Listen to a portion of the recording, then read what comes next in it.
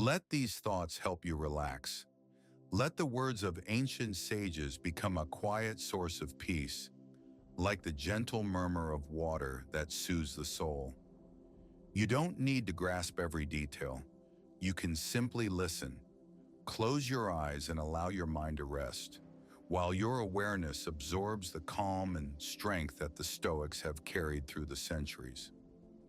Stoicism, a word that sounds stern, yet holds softness within. A philosophy born in ancient Greece over 2,000 years ago. Its founder was Zeno of Citium. He lived in Athens and taught his students in the open air, under the painted stoa, a colonnade adorned with murals. That's where the name Stoicism comes from, a teaching that needed no walls or temples because its temple was the human mind. The Stoics believed that true freedom doesn't come from external circumstances, wealth, or power, but from the inner state of the mind. They taught, if you govern your thoughts, if you don't let passions and emotions rule you, you become free. In a world of constant change where fate brings both joy and pain, the Stoics found stability within themselves. Zeno said that virtue is the highest good. To be wise, just, courageous, and temperate is to live in harmony with nature. And by nature, they meant not just trees, rivers, and stars, but the order of things itself, the logos, the rational principle of the universe. The Stoics saw structure and harmony in the cosmos. They believed, if the world is governed by reason, then we too must live reasonably. Among Zeno's followers were thinkers like Chrysippus, the systematizer of Stoicism, who shaped it into a coherent philosophy. Later came Seneca, Roman philosopher, writer, and advisor to the emperor. His letters to Lucilius are still read by those seeking peace. Seneca wrote about the value of time, the art of letting go, and how death should not frighten us. Then there was Epictetus, a freed slave who became one of the greatest teachers. He had no wealth, but possessed what matters most: clarity of mind and inner strength. His handbook still offers simple, clear guidance for life. And of course, Marcus Aurelius, emperor and philosopher on the throne. His meditations are a journal, reflections on how to remain human amid power, hardship, and war. He wrote for himself, but his words remain for all. Stoicism teaches us to distinguish between what depends on us and what does not. What depends on us: our opinions, our actions, our desires and intentions. What does not: illness, death, weather, the words of others, the randomness of fate. If we spend our energy on what we cannot change, we are doomed to suffer. But if we focus on where we have choice, we gain strength and peace. Epictetus said, "It's not things that disturb us, but our judgments about things. Rain is not bad in itself. Illness is not evil.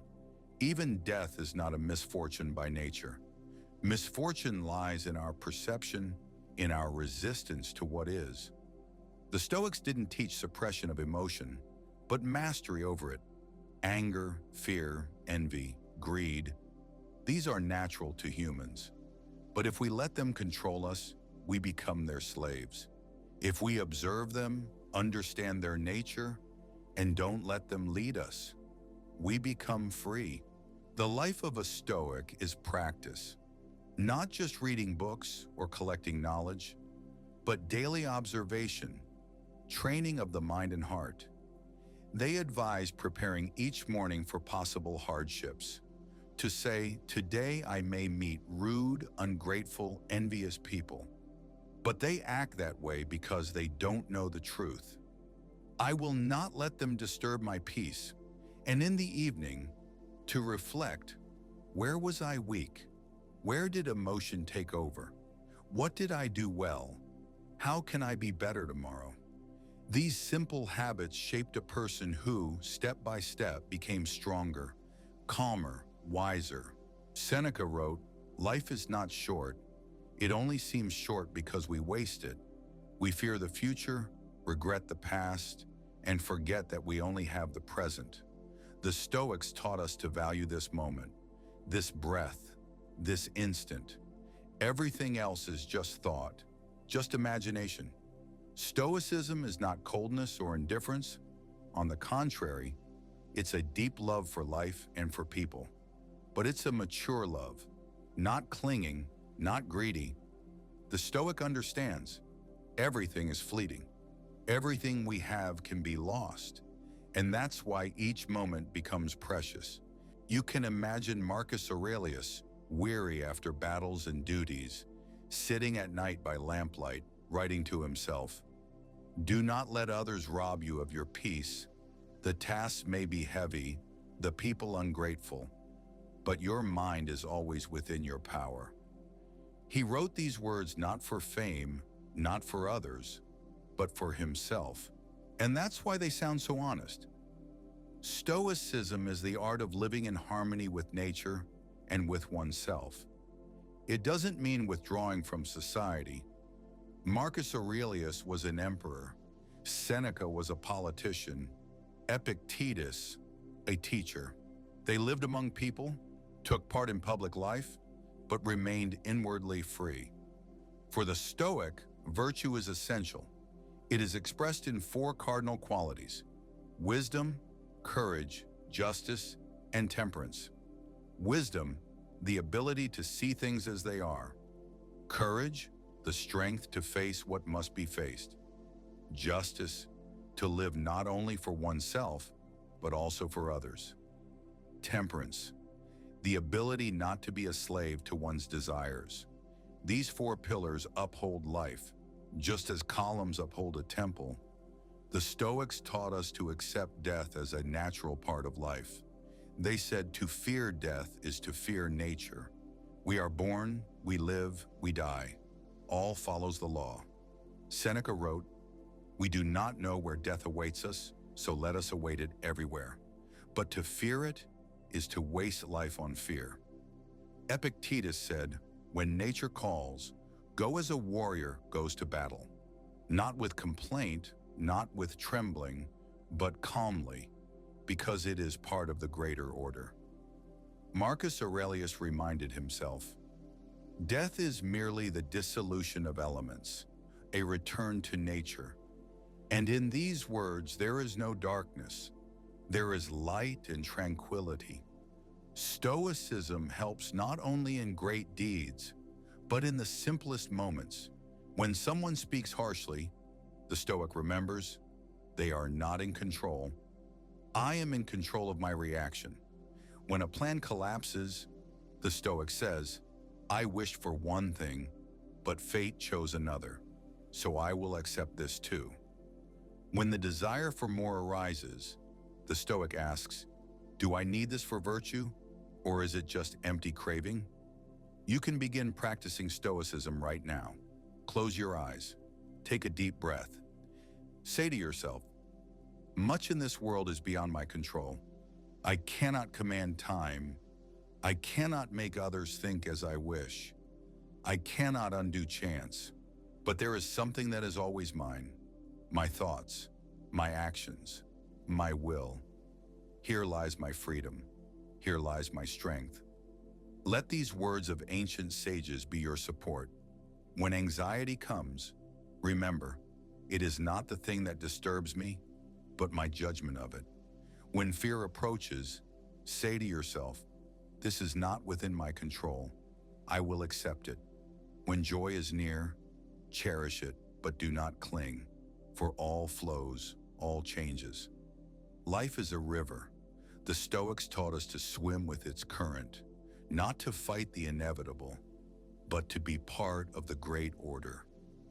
Zeno began this path. Chrysippus made it clearer. Seneca and Epictetus breathed strength into it. Marcus Aurelius preserved it for the ages. And now it can become your path. You can fall asleep to these words. You can listen to them on a train. You can simply let them be a quiet background. But if even one thought takes root in your heart, it will become a seed that blossoms into peace. Let this philosophy, older than 2,000 years, bring you calm today. We've spoken of the great Stoic philosophers, their thoughts and practices, but let's go deeper. For the power of Stoicism lies not in abstract ideas, but in its ability to touch every day, every step, every breath. About time Seneca wrote, "Life is long if you use it well." He reminded us that time is more precious than gold. We can lose money and earn it again. We can lose health and sometimes regain it through effort and care. But time slips away irreversibly.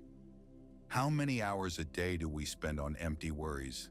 How many minutes are lost to arguments, resentment, irritation? And yet, in that moment, we could have been living, looking at the sky, feeling our breath, listening to a loved one. The Stoics taught, every day lived with awareness is a small eternity. Even if the future is uncertain, even if it seems foggy, this moment is already perfect. On fate and acceptance, Stoicism does not call us to passivity. It does not say, sit and do nothing. No, Stoicism teaches us to act, but to accept the outcome. You can give your all. You can pour your heart into your work, but the result will always depend on more than just you. You control the effort, not the outcome. Marcus Aurelius wrote, "Love your fate." And in those words is not the submission of a slave, but the strength of a warrior. To love fate means to love life in its fullness, both joy and trial. Imagine a river. You can swim, you can guide your movements, but you cannot stop the current. And the wise person does not argue with the river. They learn to flow with it, the practice of thought control. Epictetus taught his students to begin the day with a simple question: what depends on me? You can wake up and say, my body may be tired, but my attitude is in my hands. The weather may be rainy, but I can be grateful for the roof above me. People may be irritable, but I can respond with kindness, or at least with calm. This practice makes a person strong, as if armed with an inner shield, and no rudeness, no accident can pierce that shield, unless he allows it. The Stoics and emotions. Sometimes it seems that the Stoics sought to become cold and unfeeling, but that's a misunderstanding. They didn't reject emotions, they sought to master them. Anger is natural, fear is natural, joy is natural. But the question is, what do we do with these feelings? Imagine a warrior standing on the battlefield. Fear may be in his heart, but if he gives in to fear, he will flee. If he acknowledges it yet remains, he shows courage. That's what the Stoics taught. Don't run from emotions. Notice them, understand their nature, but don't become their slave. The life of Seneca. To better understand how these ideas work, let's look at the life of Seneca. He was a wealthy and influential man, advisor to Emperor Nero. He knew luxury, he knew power, but in his letters we find words about modesty, about being prepared for anything, about how happiness is not found in wealth. Seneca wrote that he often slept on a hard bed, though he had soft ones. He trained himself in restraint, to remember, comfort is a gift, not a necessity. And when Nero ordered him to take his own life, Seneca met death calmly. He proved that his words were not empty. His philosophy became his way of life. The life of Epictetus. Epictetus was a slave.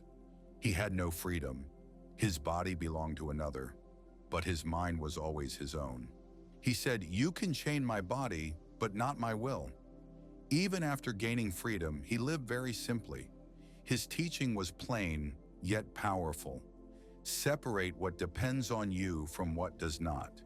His students said, listening to Epictetus was like hearing Socrates himself, the life of Marcus Aurelius. Now imagine an emperor, the highest power in the world, legions, palaces, riches. But in his journal, Marcus Aurelius wrote not about power or conquest. He wrote about humility, about how to remain human. Soon you will forget everything. Soon everything will forget you. He wrote these words to himself, a reminder that even an emperor is just a man, that life is short, that it's important to be kind and just. He was surrounded by wars, betrayals, illness, yet he remained faithful to philosophy.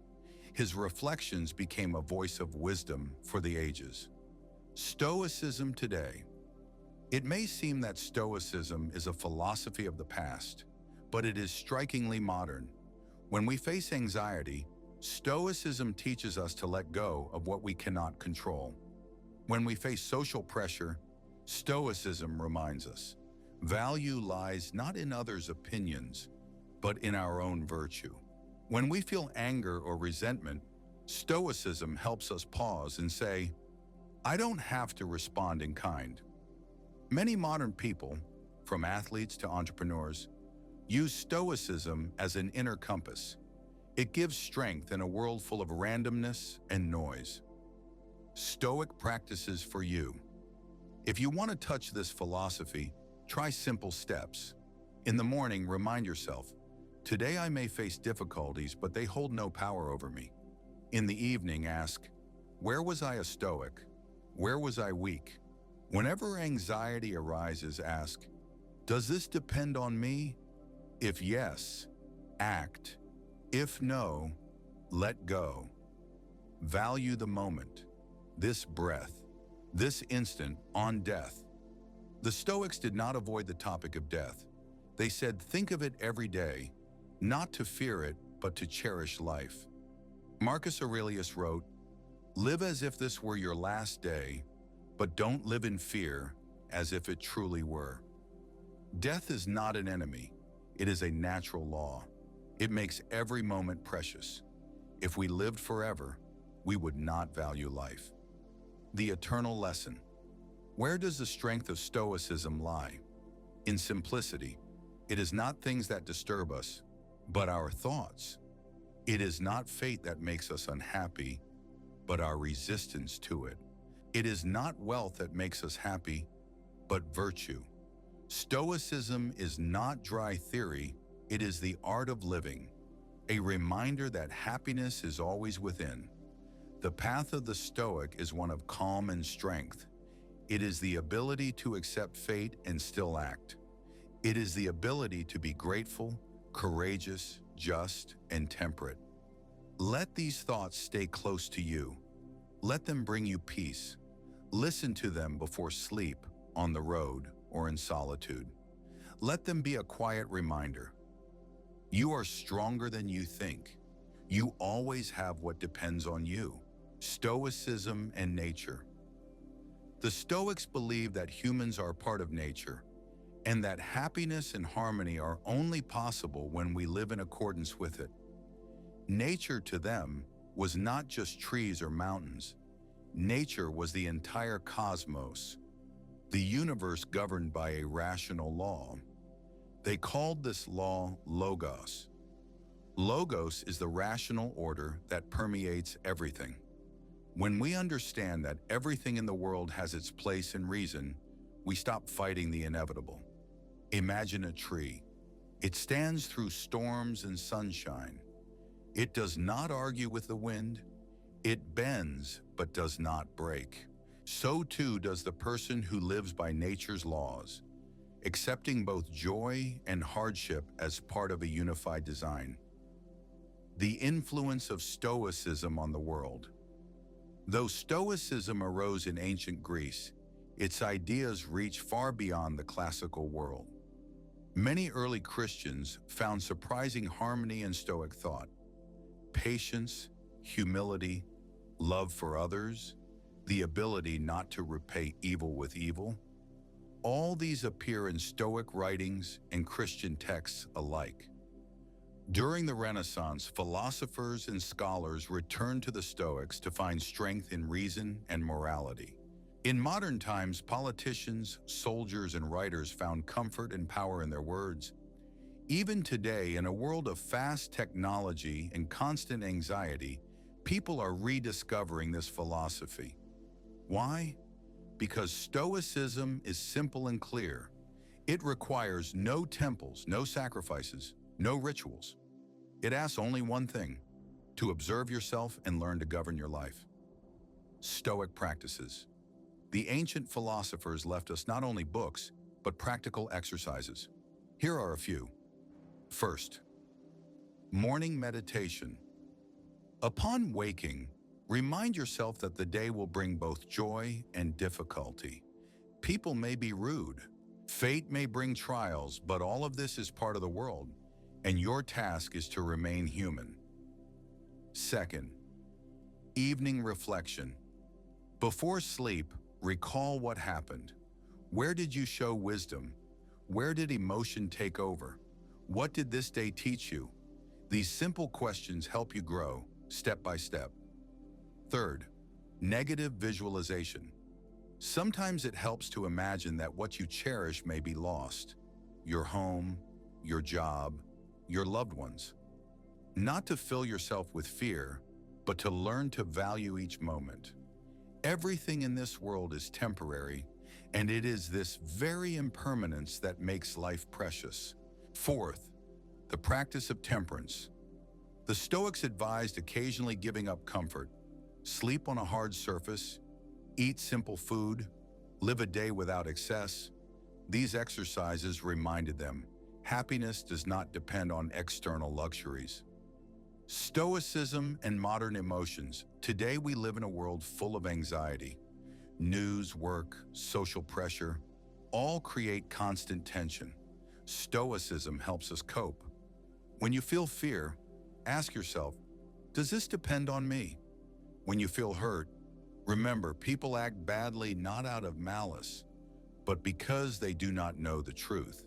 When you feel envy, ask, do others' successes truly diminish my worth? The Stoics taught us to gently observe our thoughts, and when we do this, emotions stop being storms. They become clouds that pass by. Stoicism and wealth. Seneca said, rich is not the one who has much, but the one who is content with little. The Stoics did not reject wealth. They considered it indifferent. It may be present, it may not. What matters is how we use it. A rich person may be miserable if he is a slave to his wealth, and a poor person may be happy if his soul is free. Epictetus, once a slave, spoke of freedom more clearly than many free men. His example shows happiness depends not on external status, but on inner condition. Stoicism and suffering. No one is immune to pain. The Stoics understood this well, but they taught us to view suffering differently.